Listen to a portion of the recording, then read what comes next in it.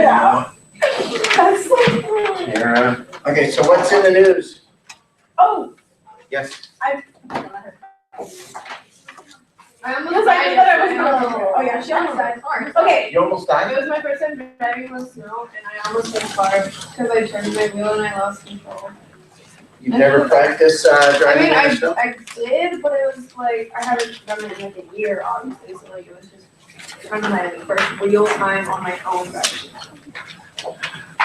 Okay, so according to CNN, I thought this said Britney Spears, but it was Beijing. yeah, Beijing seriously concerned after Trump questioned one China policy. Oh, I don't know what that means because I didn't feel like reading the whole thing. So what's the one, is it one child policy?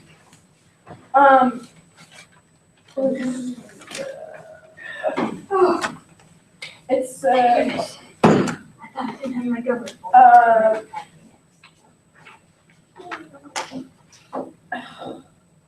I don't know. Okay, said your homework while we're Oh. doing. Yes, I do. So, yeah, China, of course, its population is over 1 billion people. And one thing that they have done, oh, you got your gun. Yeah, sorry. No, that's okay. Oh, can I just give you all of it? Yeah. Cool. I'll just This is it. throw it all in. Did I get yours already? Okay. China has a one child policy because of their population size. So typically what they do is when they go to have a second child, they're forced to abort the child. It's required by law. Yeah. Mr. Sharkey? Yes. Can I just speak this really quick? Yep. So what they do is they're by forcing the one child policy is they're trying to stifle their population. But what actually can happen is over a period of time when you're only having one child, you actually can have a population collapse. So you have to maintain a certain number of children in order to continue to grow. Because think about it, you got 2 parents and they're only allowed 1 child. What's going to happen in a couple of in almost a generation? You're going to go from, because then if they get married, you're going from 4 to 2. And really, in order just to maintain your population, you have to have 2 children per family, because otherwise you don't grow. Because once the parents die off, you're only left with 1. So all of a sudden you're funneling yourself down to where you only have 1 child. And in Europe, one of the things that they're having a problem with is the fact that in Europe, in a lot of countries there, they'll only have 1 child. Not forced, but that's what they will do. And so what's happening is the Muslims are moving into European countries, and what do? They have 4 or 5 kids. So what's going to happen in just 50 to 100 years? The number of Muslims in Europe will outnumber the number of Europeans. They won't even have to take over the country by force. They can do it democratically. They can just start voting themselves into power in probably 50 years. In fact, Gaddafi, who died, who was the dictator in Libya, actually advocated that they shouldn't no longer fight against the West. They should just let them breed themselves out of existence. And our goal should be, as Muslims, to have as many children as possible, because they're a blessing from Allah. Of course, that's what as Christians, we should think the same thing. Of course, most of you come from bigger sized families, right? So yeah. As Christians, we should see children as a blessing from the Lord. So that way. And the thing too, so this is what's could possibly happen to China in next 50, 100 years. They're going to start seeing the repercussions of one child policy. The other thing that they're doing, because of the way the China structure is, that boys are far more valued than girls. Why? Why would that be? Why do you think boys would be more valued than girls? Their work, like physical. Correct. In China, there's still more in the sense of men do most of the work. So who's going to support the parents? The boy. Yeah. So get on, there's not enough women. So ladies, if you want a mail order husband, or you want to be a mail order bride yourself, there might be plenty of opportunity to marry a Chinese person. Is that your I dream? mean, you're half Chinese. My boss actually said that to me the other day. I'm like, you're lying. Please don't. So but what's happening because of the fact that, a family there in China will, it's not always, some Chinese couples are having girls, but they will actually abort the girls when they find out that they're pregnant with girls in order to have the son, and so that they can have somebody who will provide for them later in life. And this is the problem they're running into. Now they have so many boys, and their population of women is going down. So in some areas of the country, homosexuality is very prevalent in China. So it's just one of those unintended consequences. We talk about unintended consequences of things. There's always unintended consequences that you will look at something and you go, well, you know what? In order to create more jobs, we need to do this. Well, what's the unintended consequences? A great one is the $15 minimum wage. Okay, so if we raise the minimum wage, what's the unintended consequences of minimum People wage? aren't gonna wanna work as hard because they're getting paid. And everything, all the prices like bananas would go way up. Right, prices go up, you cause inflation. I don't know, I So, just- what do you do if you got somebody who's flipping hamburgers, who goes from $15, or in case if you work for Chick-fil-A, you're flipping chicken. Although I don't know how do you guys actually Fry it. grill, you fry it? We grill it or we grill some. Okay, so you grill or fry. So if you're grilling or frying chicken, and you go from $8 an hour to $15 an hour, and you have this guy who works in a construction environment, and he works 50 hours a week, carrying blocks and doing hard labor compared to flipping hamburgers, although flipping hamburgers can be quite monotonous and stressful It's a itself. skill. It's a skill. It is a skill. Yeah, because Yeah, you're do it gonna just cook right. meat exactly like you got to.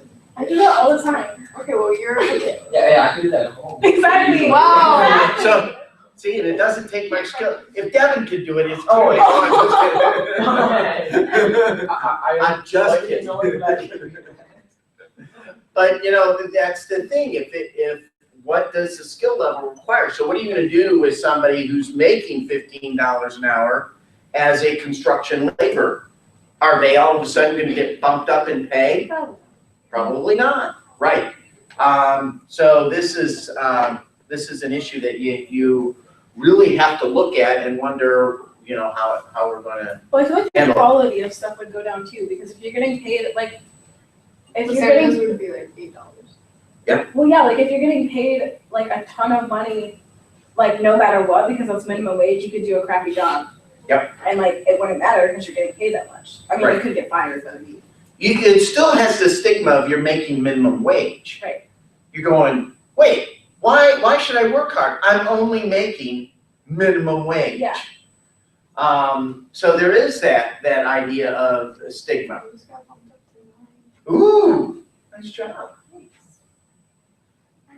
Good job. So how big of a raise is that? What was your I previous? was it started out at 8:10. I got 8:30. Then I got more for working outside. So I found out I made $8.75, and then he was like, "I'll bump it up to 9." Well, so $8.75 to $9. That's actually a pretty decent percentage. You know, I'm happy about that. Yeah. I have to pay for things now, so. So you do have that stigma of what is the minimum wage and where you're going to get paid for it, and that can be quite, an issue. Again, unintended consequences, so the no child, I think it's a bad system for the Chinese. Or for anyone, not It's, just yeah, it's Chinese. it's a bad policy, and I think they're going to find that at some point they're gonna go, wait a minute, we have to change this. We need to rethink what we're doing here. So, it'll be interesting to see what goes on, yes. I heard something that like they're now letting the couple some legality that they're able to have 2 kids under certain circumstances. Yeah, there has been some relaxing of some of that in the more recent years.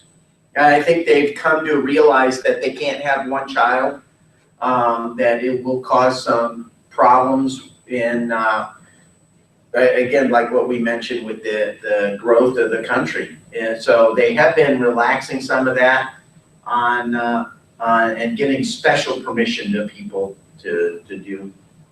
Anybody read the book Ender's Game? I don't think so. No, you gotta read. See, in the book Ender's Game by Orson Scott Card, you might have seen the movie. In Orson Scott Card, each family was only allowed to have 2 children. Well, Andrew Wiggins in the book is the third. And so his parents, because they're looking for a special child that will lead them.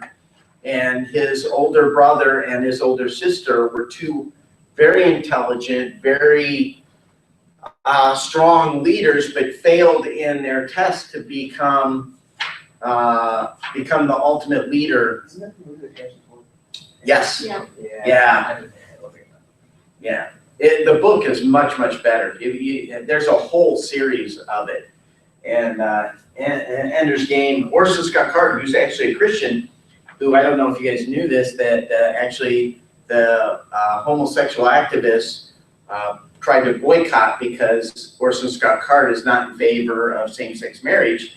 So they were trying to stir up boycotts of the movie Ender's Game, which was quite interesting because it actually did decent, but not great. Yeah, Han Solo was in it.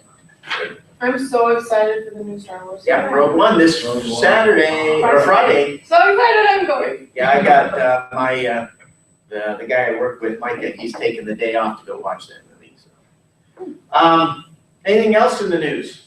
What is that movie even about anyway? Because I forgot. Ender's Game, No, the Rogue One. Rogue One. It's about the group that goes and gets the plans for the first Death Star.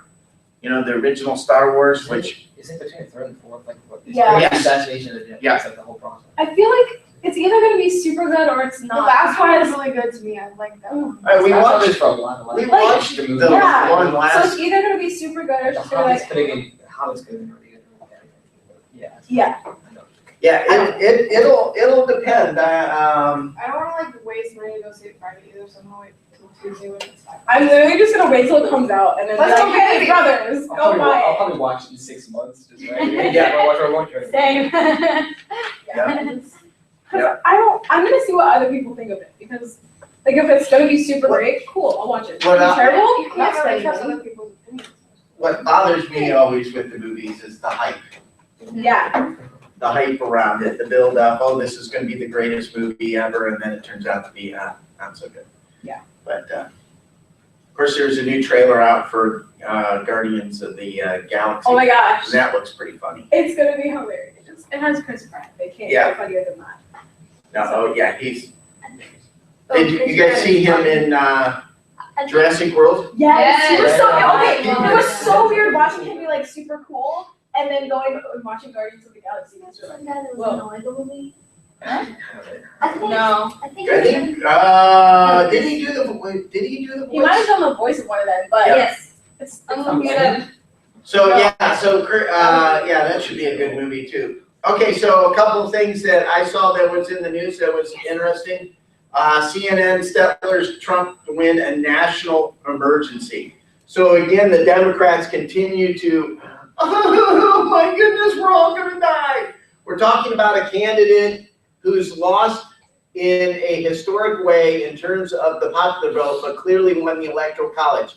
Is this something of a national emergency? So they're still all upset. There's a lot of people pushing that the electors should not vote for Trump. He's not a legitimate candidate. And they should all vote for Hillary because she was, of course, won the popular vote. But that's not how we do elections here. Because Wait, why again, is he not a legitimate candidate? because he didn't win the popular vote. A lot of presidents in the past have won the popular Exactly. vote, I and know. they still kept it. Why is it so George big Bush issue against right Al Gore now? did not win the Why popular is vote. it such a big issue today? Like, why? Well, it's Why because would they, it be- They are losing their minds. well, it's, They're losing their minds. it really, Literally again, like 4 years ago. we could've these- lost minds too, but- remember, these political parties are not about governing for the people. When they go to be, They're about whoever won. they're, that's exactly right. They're about who's in power, because think about this.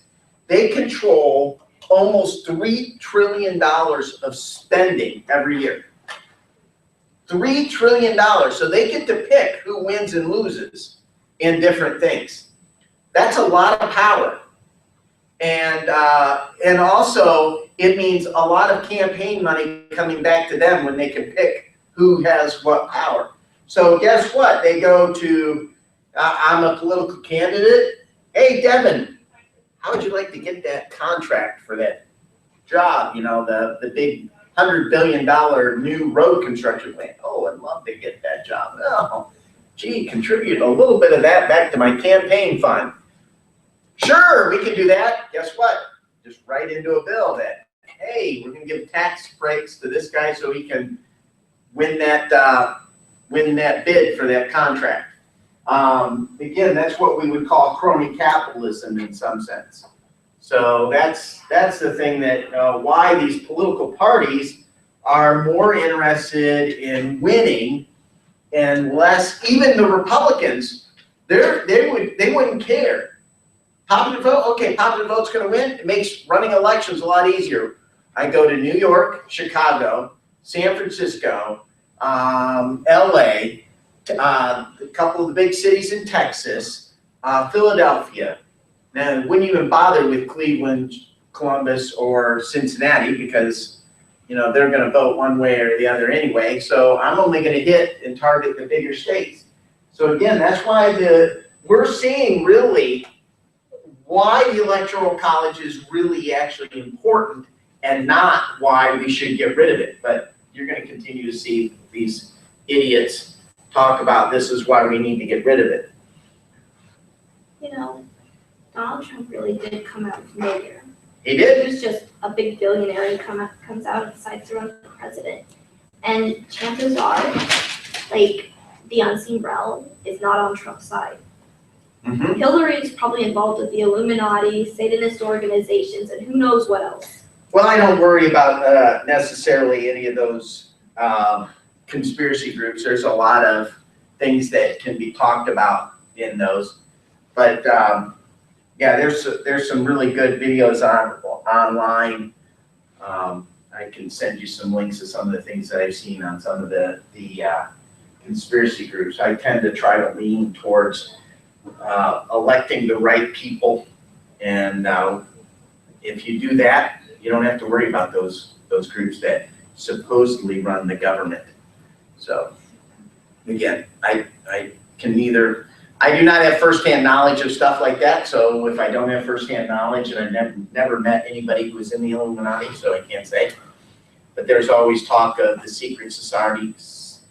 The secret societies that all these guys who go to Harvard and go to these other business schools are a member of, and so forth. And that's where they all come from. Trump. Here's one that I thought was interesting. Trump calls Amazon an anti-Trump. Is an antitrust. They have an antitrust problem. Is Amazon? Are they actually an antitrust? I mean, do they control the market? Or are they doing things illegally? Are they too big? Should we make Amazon be broken up into pieces? No. Do they have an unfair advantage? I mean, they're so big, they can do Amazon Prime and. Yeah, but I like Amazon. I know. That's why I get everything, free shipping. Right. Right, I mean, and that's the thing, you know, Amazon came about under really true, pure capitalistic, formula. Nobody picked Amazon to be a winner. You know, no president said, you know what, we need to take $100 million out of our funds and give it to Amazon so that they can become the great next big internet company. Nobody did that, same with Facebook. These are all things that were developed by somebody having an idea and producing a product that people wanted or liked. How many did their Christmas shopping online this year? Or how many of your families did Christmas shopping online? I did. I don't know, I haven't done it yet. Oh, I know, you better I still, get I going. have You better get to going. I have to Oh, get my better. goodness. Seriously? Yeah. I was doing this year, I was doing this last. I mean, like, I know exactly what I'm gonna get them, I just like, It's so. the 12th, you got 13 days. What a- ugh, I know. 13 days. Exactly, that's my problem. 13 days, ready to go. Okay, let's see. Okay. Oh, more. I thought this one was interesting. New global warming shrinking reindeer. Okay then. Yeah. Global warming is coming. Wait, how does global warming cause shrinking reindeer? I would think the warming of the climate would start making it better for them in Canada because the grass would be there longer, be more food. We should be having bigger reindeer if we have global warming. The other one is the lost city of Antarctica. Massive ancient civilization lies frozen under ice. Well, if there was a massive civilization frozen under the ice, then at some point, could there have possibly been global warming so warm that there was a civilization that could live in Antarctica? That's like not even scientifically possible. Yeah, I'm just asking a so question. people are not smart anymore, it's kind of sad. Yeah, most people are not smart. Okay, so let's move on to actually stuff from class. Mr. Sharkey, Yes, they have found like palm trees frozen under Antarctica, so why not people? I mean, it's, oh, I have no doubt that there's, you know, They're already dead. if you take the continents and you move them, they kind of look like they fit together like a puzzle South piece. America and Africa, So- but like, I think, one. And who knows, you know, maybe before, if you're a believer in the flood, and the flood happened, how did that change the look of the continents? You could literally like, it's like a puzzle, they can fit together. Like, Yeah, it does look that way, yeah, I've seen it, people try, and it actually yes. looks So believable. It would not be a surprise that there would be civilization under Antarctica. Actually, you can look this, they did some, I can't remember where, I'll have to look this back up, but they have found evidence of Sodom and Gomorrah. So that would be interesting. not to get too much into science, but How's it I don't starting think on that the fire? place literally like just moved and did a bit of a musical chairs thing, because then all the lava would be flowing out. I think that it's more of the flood coating over the continents and just rearranging where the water sat on top of the land. Well, some people believe that the water was below the land. And what happened is when and there was water above the land and below the land. So the above was the protective environment, and then the water bubbled up from the ground to keep the land fertile. And so then what happened is the continents then floated on this water. And so then what happened is when this water was released, the land moved, the water changed and moved around, and you end up with the continents. So that's another another theory out there, so. So chapter 13, we start out, of course, with controversy, and we've got David Wilmot comes up with the idea of prohibit slavery in the new territories acquired by Mexico. If you remember in the last chapter, chapter 12, we acquired California, New Mexico, and some of the other territory. We also annexed Texas, in Arizona. So we get this new land area, and David Wilmot comes up with this proviso that would prohibit slavery in the acquired area from Mexico. So then you get Calhoun is a Southerner. He comes up with the resolution that slave owners have the constitutional protection of their property in the new territory. Basically, Calhoun's idea throws out the Missouri Compromise because of the fact that, by giving constitutional protection, then the states or the slave owners could move from state to state and take their slaves with them. And the state has no right then to abolish slavery because of the protection, constitutional protection of the slave owner to his property, which would be the slaves. Then you have the popular sovereignty movement comes around that basically says that this is going to be a compromise. We're going to let the territories decide for themselves. Are they going to be a slave state or are they going to be a free state? And they get to choose on their own. And Congress technically does not have the constitutional right to tell a state what it can and can't do. Remember, we are supposed to be the United States of America, and being a coalition, really, of sovereign states that joined to form a federal government. And so that's where some of these ideas. So that kind of stems into the election of 1848. You have Lewis Cass, who was the Democrat versus Zachary Taylor, the Whig. And Cass favored the popular sovereignty movement. And the Whigs ran Taylor because he is a hero of the Mexican War, but he actually owned slaves on his plantation. So even though he was coming from the party, the Whig Party at this time was kind of ambivalent to slavery.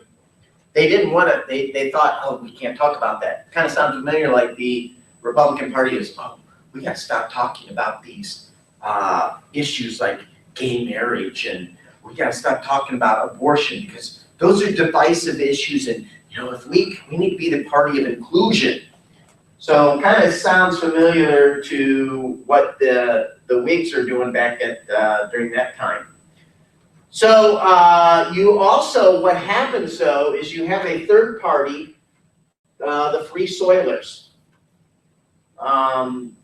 And they had an interesting slogan. I'm trying to remember what that was. It was like free slaves, free. It was free soil, free speech, free labor, and free men. There you go. So, and their nominee was Martin Van Buren.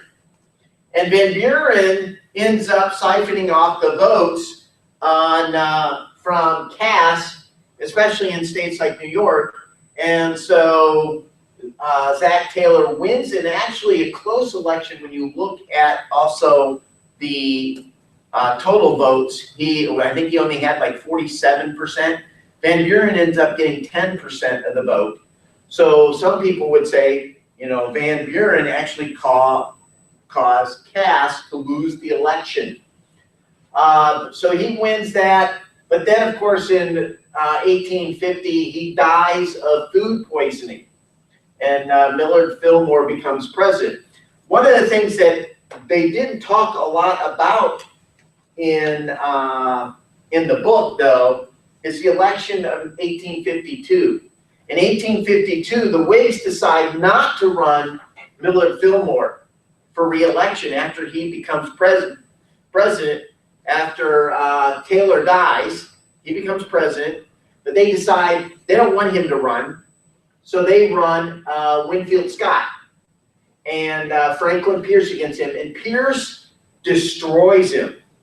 I mean, 254 to 42, just basically crushed him when it came to electoral college. I think Winfield Scott won 4 states, and I don't remember exactly the full total for Franklin Pierce. But again, the Whigs made the problem. They kind of skirted the issues of the day. Gee, again, sound familiar here? It sounds like the Republicans. They did, you know, a lot of their candidates did not want to talk about the issues, or they would talk about the issues that we're facing today. But what would they do? They would basically ignore them.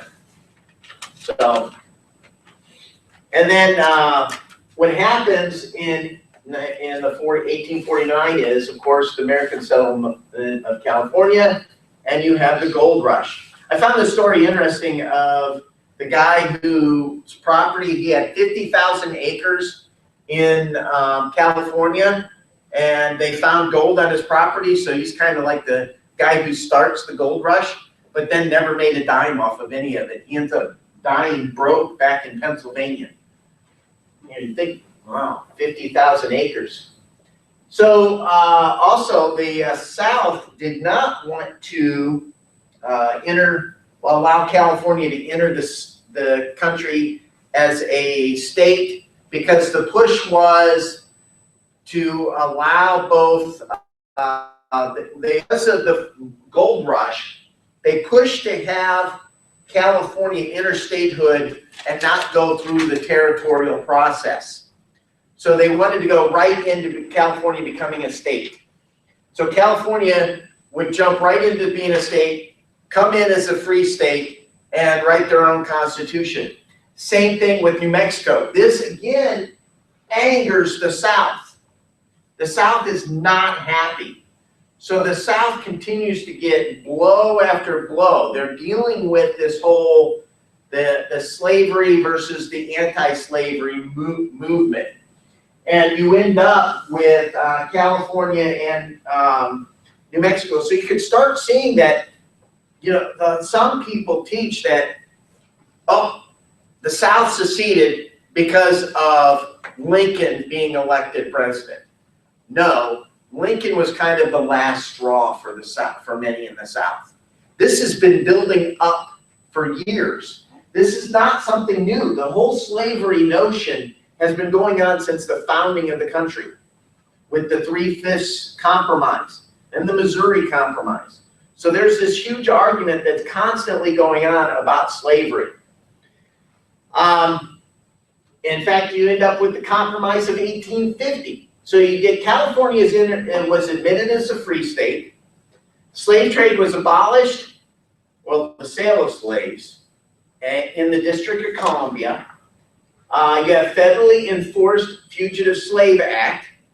So what would happen is, if a slave flees the South and moves to the North, then you could go and get your slave back. And that was going to be federally enforced. Didn't matter what the state said. If the state of Ohio goes, oh, any slave who makes it to the state of Ohio we're counting them as a free man. Doesn't matter. Fugitive slave law, Slave Act, null and void the state's law. The territory of New Mexico, including present-day Arizona, and the territory of Utah were organized under the rule of popular sovereignty. Again, that's where they get to decide whether they're going to be a slave or a free state. And Daniel Webster kind of gets up and has this great speech that neither side likes.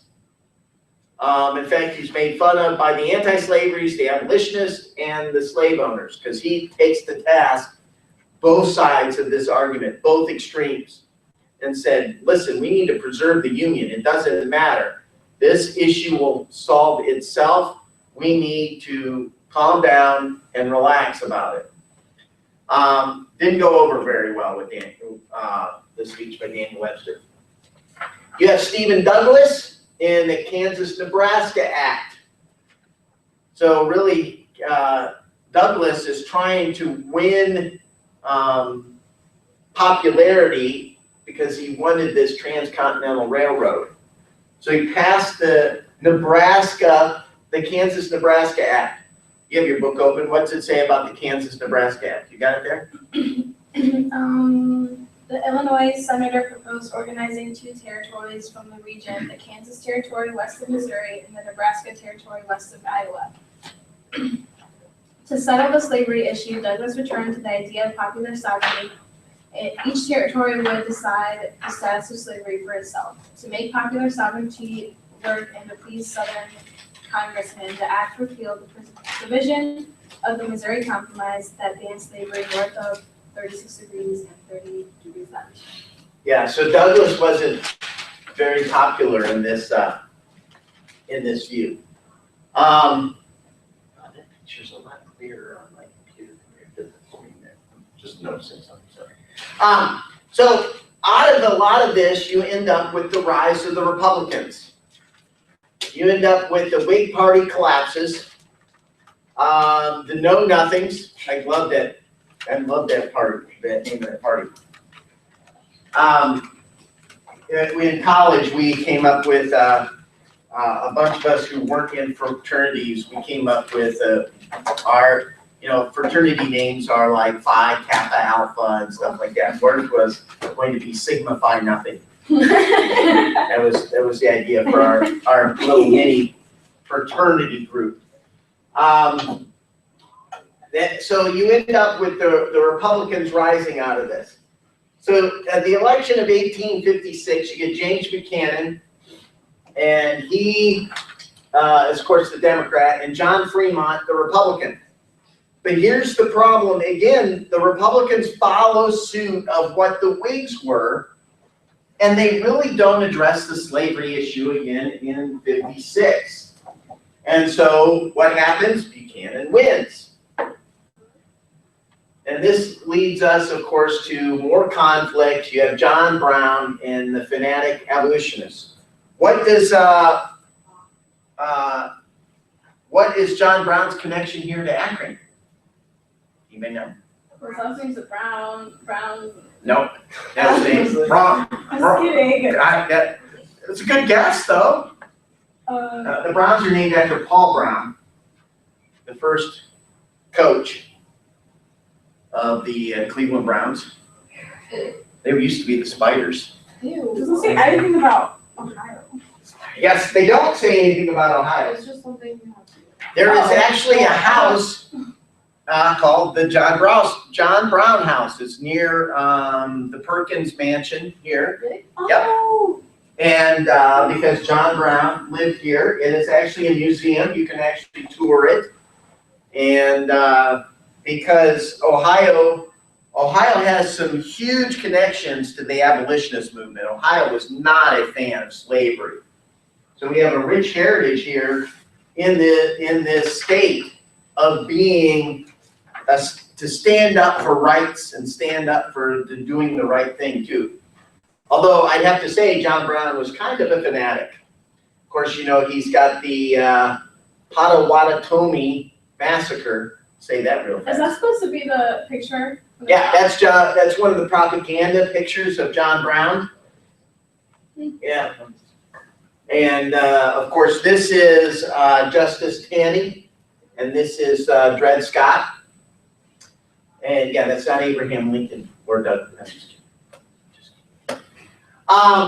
So you have, of course, John Brown and the massacre, and John Brown's raid at Harper's Ferry, and so the massacre really scares both sides.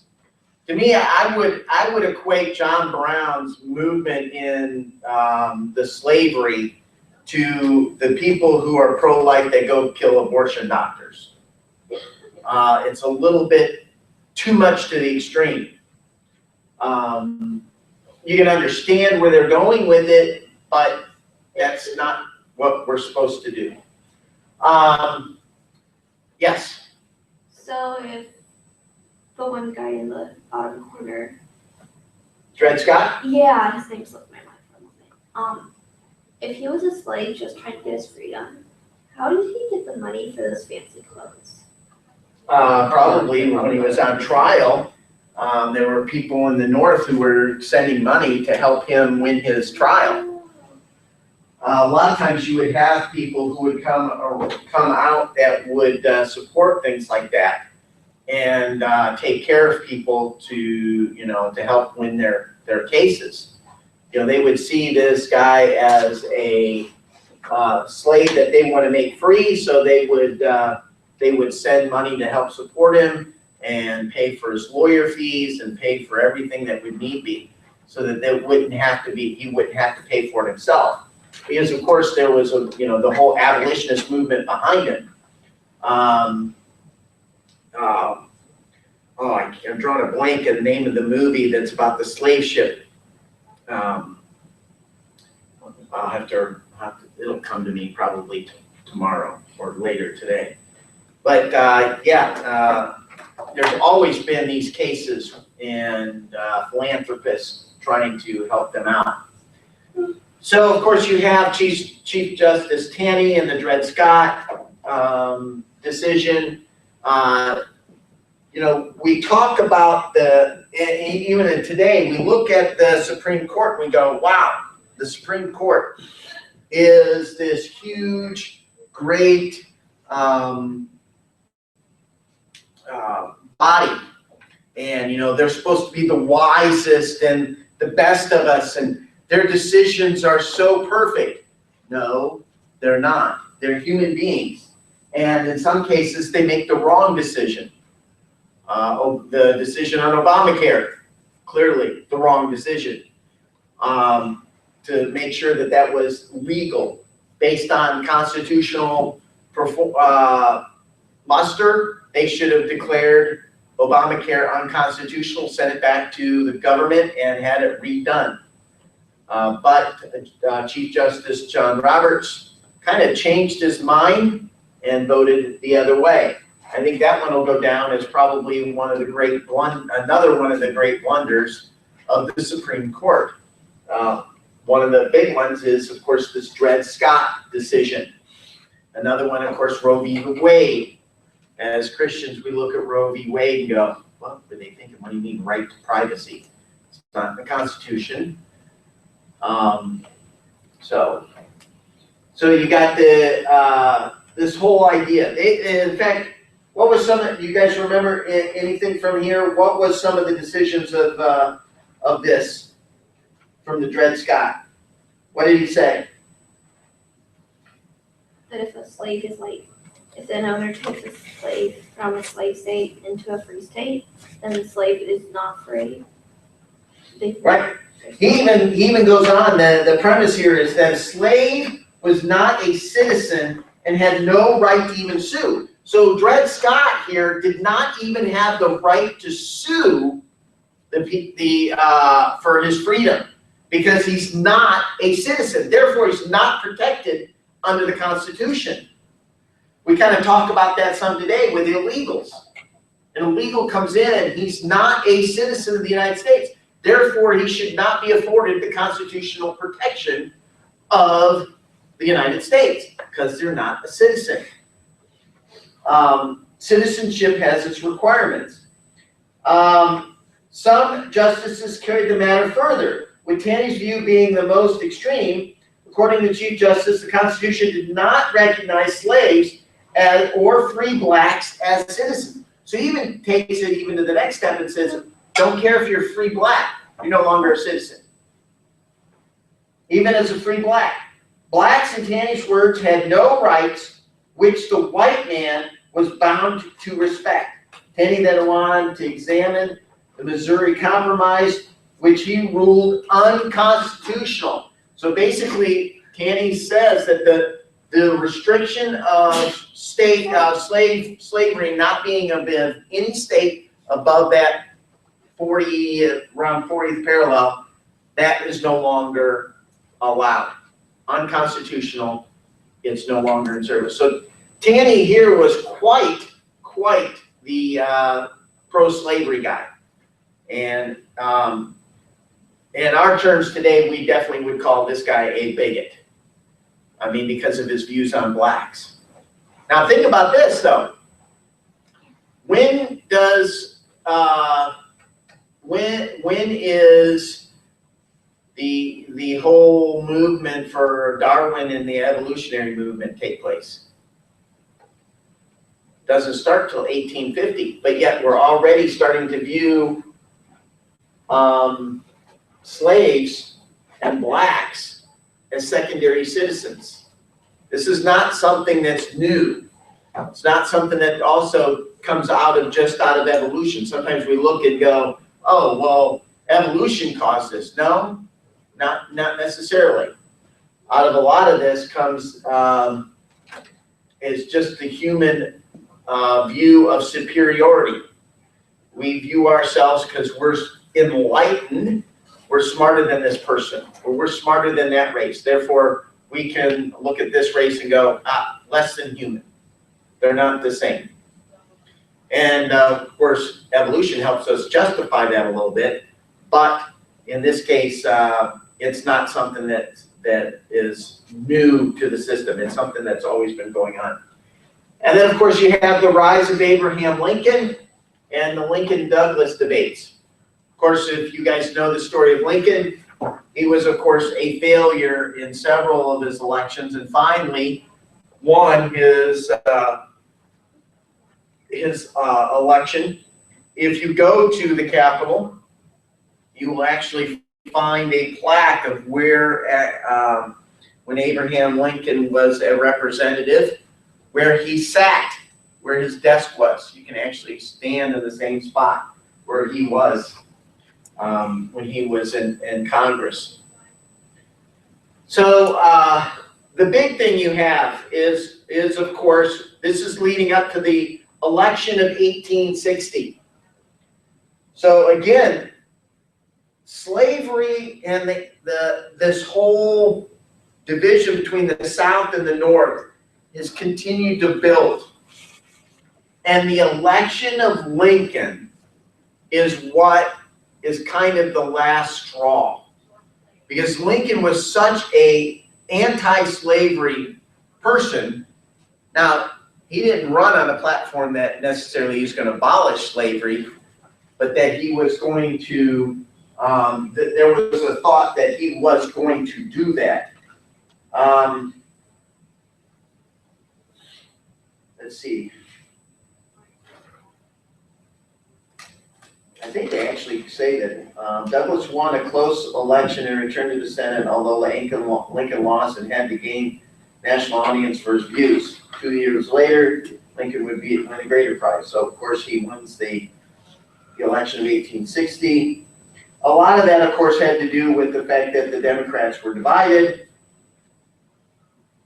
You have Lincoln only received 40% of the vote.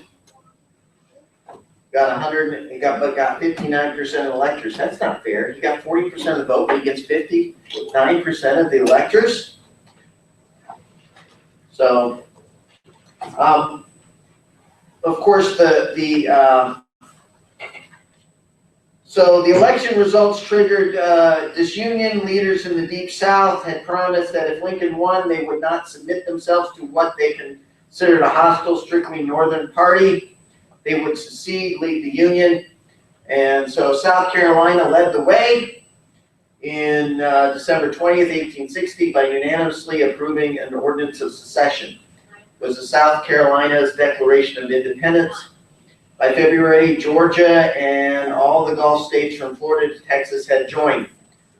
So if you look at your map, you can see this. You got all these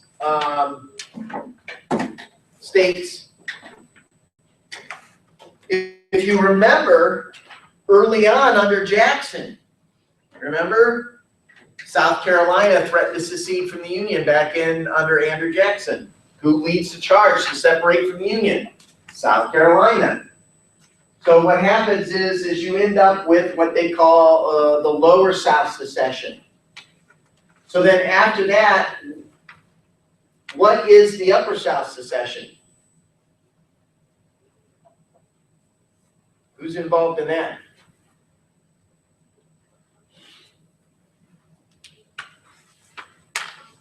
Anybody know? Who secedes after the Lower South?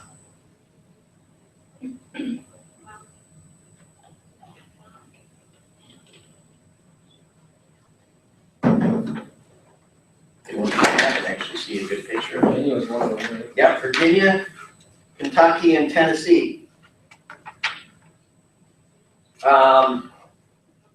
Let's see. So Jefferson Davis becomes the Confederate president, and of course he leads that through the whole thing. They show that, I guess they don't, do they? I guess the upper South would be probably Virginia and North Carolina.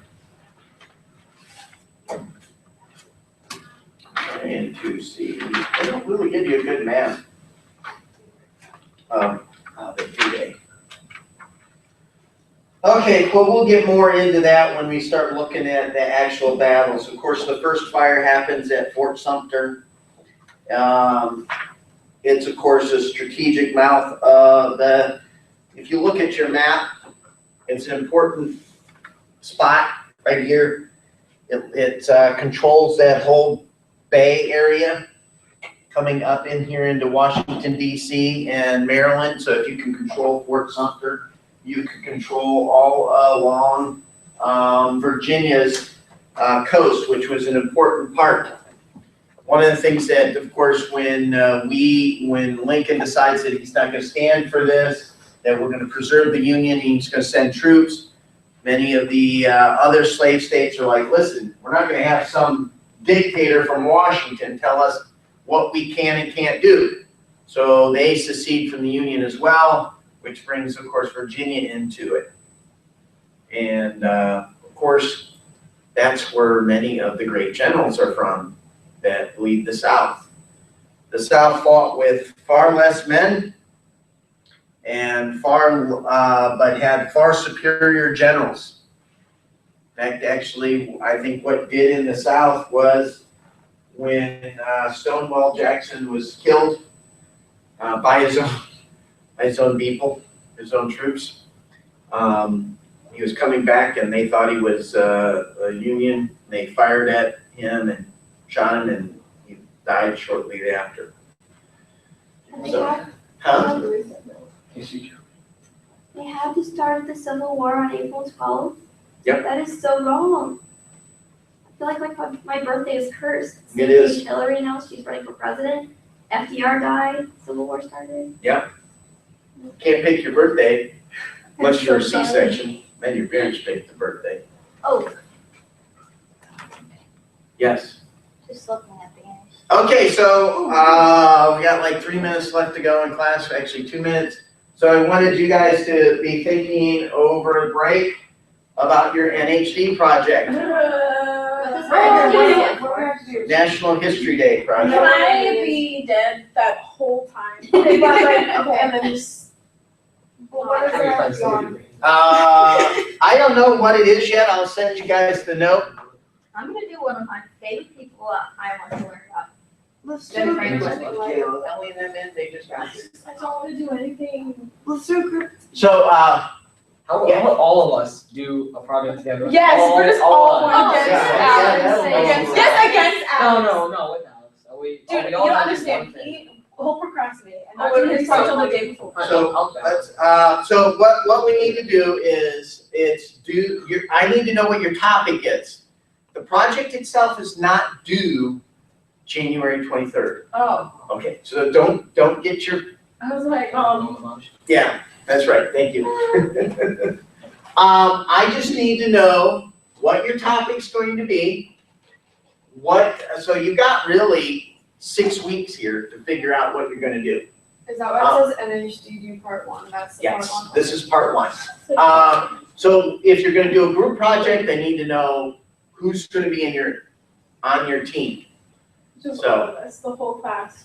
You can do it as a whole class, I don't care. Seriously? That's cool. No, I'm not. So you wanna know if we're doing a group or not, you want our topic, and you want, like, are we doing like this whole thing, like you can do a paper or like a board or Mhm. something like that, you wanna know that too? Or like Yeah. a recording? You can I'll do just get my there- brothers to record us Here- while doing a video on it. and- No, guys, please. So I'm kidding. here's the,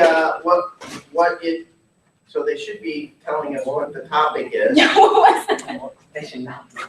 What is it? What's the topic this year? Okay, what We're finding out. Because if it Yeah. has nothing to do with Ben Franklin, then I'm dead.